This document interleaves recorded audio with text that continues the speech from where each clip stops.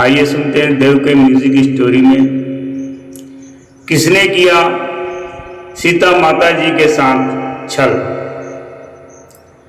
जब रावण के गुप्तचरों ने बताया कि श्री रामचंद्र जी की सेना सुबेल पर्वत पर आकर ठहरे हुए हैं और उन पर विजय पाना असंभव है, तब रावण उत्तेजित हो गया और उसने महाबली महामायावी माया विशारद राक्षस विद्युजित को बुलाकर आदेश दिया कि वह शीघ्र श्री रामचंद्र जी का माया निर्मित मस्तक बनाकर ले आए। रावण की आज्ञा पाकर वह शीघ्र ही श्री रामचंद्र जी का मस्तक बना लाया और रक्त से लथपथ था वो पूरा मस्तक। उसे देखकर कोई नहीं कह सकता था ये वास्तव में राम जी का मस्तक नहीं है।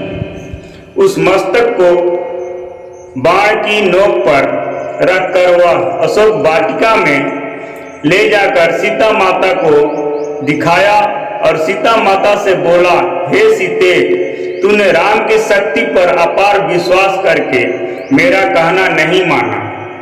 देख, राम युद्ध भूमि में मारा गया। ले अपने पति के मरने का समाचार सुन और इस सिर को देखकर अपने अभिमान पर आंसू बहा। वह अभिमानी वानरों के भरोसे मुझसे युद्ध करने आया था। रात्रि को जब वानर सेना सहित राम और लक्ष्मण दोनों सो रहे थे, तब मेरे सेनापति प्रहस्त ने एक विशाल सेना ले जाकर उस पर आक्रमण कर दिया और अपने भयंकर हथियारों से मारकाट मचा दिया। बहुत सी सेना मारी गई और जो बचे वो अपने प्राण लेकर भाग गए। तब प्रहस्त ने सोते हुए राम के सिर को काट डाला। इस आक्रमण में भविष्ण भी मारा गया। तुझे प्राप्त करने के लिए मुझे ऐसा भयंकर संहार करना पड़ा। अब तेरा कोई आश्रय नहीं रह गया है, इसलिए अब तुझे चाहिए कि तू मुझे पति रूप में स्वीकार कर ले। इतना कहकर रावण ने उस मायावी रचित सिर को सीता के समक्ष रख दिया। जब सीता जी ने उन दोनों मस्तकों को देखा जो सब प्रकार से आकृति मुद्रा आदि में राम से मिलता था, तो वह बिलक बिलक कर रोने लगी और नाना प्रकार से विलाप करती हुई कैकेयी माँ को कोसने लगी। तुम्हारी इच्छा पूरी हुई, अब तुम्हारा भरत निष्कंटक होकर राज करेगा। तुमने अपने स्वार्थ के पीछे रघुकुल का नाश कर दिया। इस प्रकार विलाप करती हुई वह मूर्छित होकर पृथ्वी पर गिर पड़ी। जब चेतना लौटी तो वे फिर विलाप करने लगी, हे नाथ, यह सब क्या हो गया? आज मैं विधवा हो गई।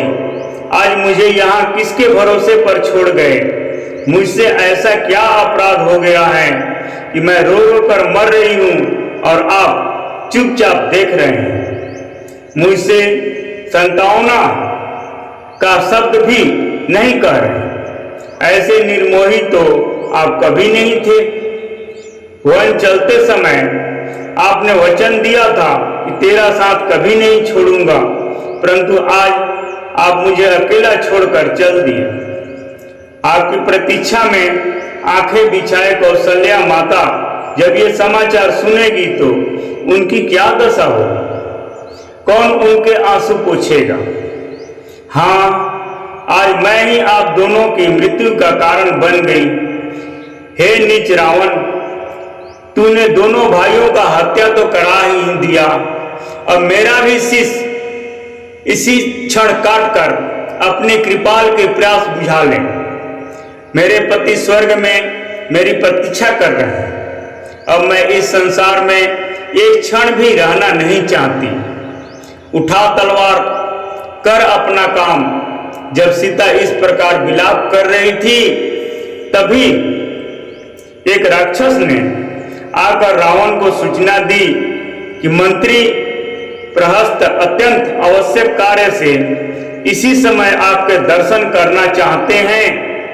यह सुनते ही रावण तत्काल उस सिर को लेकर वहां से चला गया।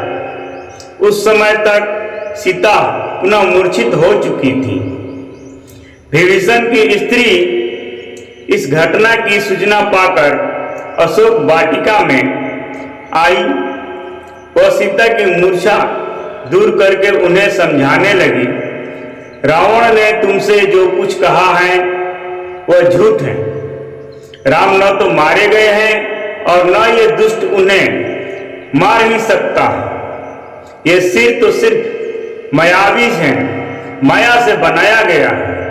तुम इसके छल में पड़कर यह भी भूल गई कि लक्ष्मण जी दिन रात राघव की सेवा में जागे रहते हैं।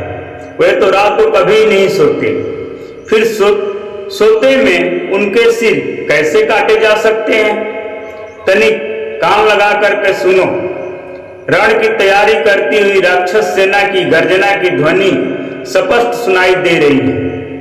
यदि राम लक्ष्मण वानरों सहित मारे जाते तो फिर यह तैयारी किसके लिए हो रही है?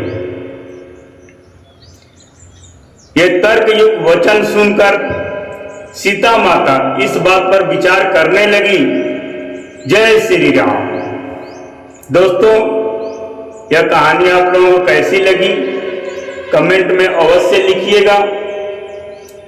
अगर अच्छी लगी हो तो कृपया लाइक, शेयर और सब्सक्राइब जरूर कर लेना सर। धन्यवाद।